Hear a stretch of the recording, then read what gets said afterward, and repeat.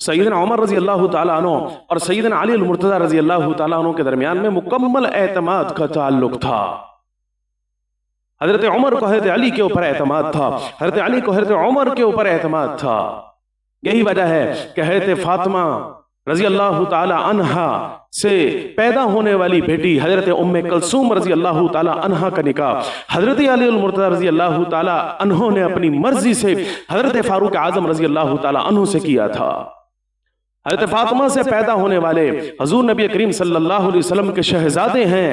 हजरत अली रजी अल्लाह तआला के बेटों में हजरत जहां हसन का तज़किरा आता है, जहां हजरत हुसैन का तज़किरा आता है, वहां हजरत अबू बकर का तज़किरा भी आता है, हजरत उमर का तज़किरा भी आता है, हजरत उस्मान का तज़किरा भी आता है।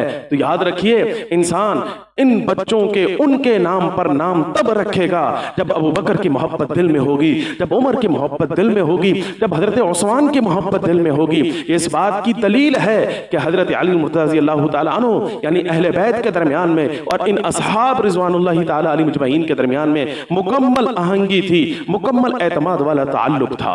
यही वजह है कि हजरत फारूक आज़म रज़ी अल्लाह ताला अन्हु के मुशीर खास बड़े बड़े मामलात में सरकारी तौर पर अगर किसी से हजरत उमर मशवरा किया करते थे तो हजरत अली अल-मुर्तज़ा रज़ी अल्लाह ताला अन्हु से किया करते थे।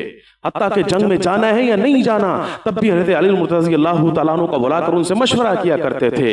फारसियों से एक मरतबा जंग का मौका बना, हजरत अली से मशवरा किया कि आपका क्या मशवरा है कि मुझे उमर रज़ी अल्लाह ताला अन्हु को भी इस जंग में शरीक होना चाहिए कि नहीं होना चाहिए।